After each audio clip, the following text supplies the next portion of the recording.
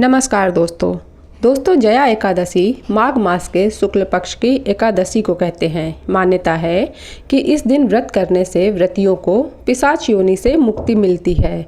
इस दिन व्रत करने वाले को व्रत की कथा अवश्य करनी चाहिए, तभी उन्हें पूजा का पूर्ण फल प्राप्त होता है। तो आइए जानते हैं माघ मास की एकादशी की कहानी। दोस्तों, माघ मास के शुक्ल पक्ष की एकादशी जया एकादशी कहलाती है। इस एकादशी के व्रत के महत्व के बारे में विष्णु पुराण में भी बताया गया है कि इस दिन व्रत रखने वाले को कभी भी भूत पिशाच की योनि प्राप्त नहीं होती। व्रतियों को इस दिन जया एकादशी की व्रत कथा जरूर सुननी चाहिए या पढ़नी चाहिए। आइए जानते हैं जया एकादशी की व्रत कथा विस्तार विधि।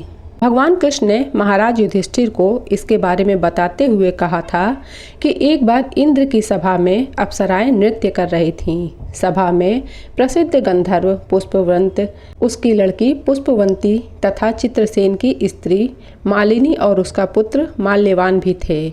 उस समय पुष्पवती माल्यवान को देखकर मोहित हो गई और काम का भाव उसके मन में जाग गया। उसने अपने रूप सौंदर्य हाव भाव से माल्यवान को कामासक्त कर दिया। पुष्पवंती के अद्वितीय रूप के कारण माल्यवान भी कामासक्त हो गया। दोनों कामासक्त होकर यौन क्रियाओं में लिप्त हो गए। उन्हें अलग करने के लिए राजा इंद्र ने दोनों को बुलाकर नाचने का आदेश दिया। इंद्र का आदेश सुनकर दोनों ही नाचने लगे। दोनों ही नाचने तो लगे, लेकिन कामातुर होने के कारण सही से नृत्य नहीं कर पा रहे थे।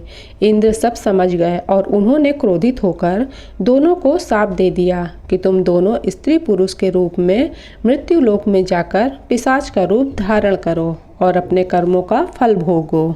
इंद्र के शाप के कारण दोनों हिमालय पर पिशाच बनकर दुख पूर्वक अपना जीवन व्यतीत करने लगे। दोनों को पूरी रात नींद नहीं आती थी। एक दिन पिशाच ने अपनी स्त्री से कहा, न मालूम हमने अपने पूर्व जन्म में ऐसे कौन से पाप किए हैं जिससे हमें इतनी कष्टदायी पिशाच योनि प्राप्त हो गई है।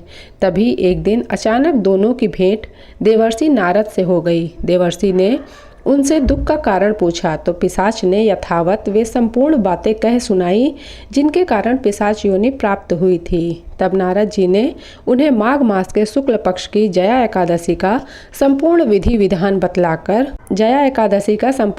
विधान बतलाया और उस व्रत को करने को कहा। नारद के परामर्श से दोनों ने विधि विधान पूर्वक जया एकादशी का व्रत रखा और पूरी रात भगवान नारायण का स्मरण करते हुए रात्रि जागरण किया। दूसरे दिन प्रातःकाल होते ही भगवान विष्णु की कृपा से इनकी पिशाच योनि से देह छूट गई और दोनों पूर्व शरीर को प्राप्त कर इंद्रलोक में पहुंच गए। वहां जाकर दोनों ने इंद्र को प्रणाम किया तो इंद्र ने भी उन्हें पूर्व रूप में देखकर हैरान हो गए और पूछा कि तुमने अपनी पिशाच देह से किस प्रकार छुटकारा पाया। तब दोनों ने उन्हें पूरा वृतांत सुनाया।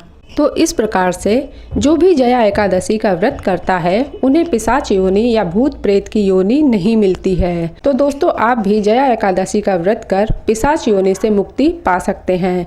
वीडियो अगर पसंद आए तो please like, share and comment जरूर करिएगा। चैनल पर नए हैं तो सब्सक्राइब कर लीजिएगा। Thanks for watching.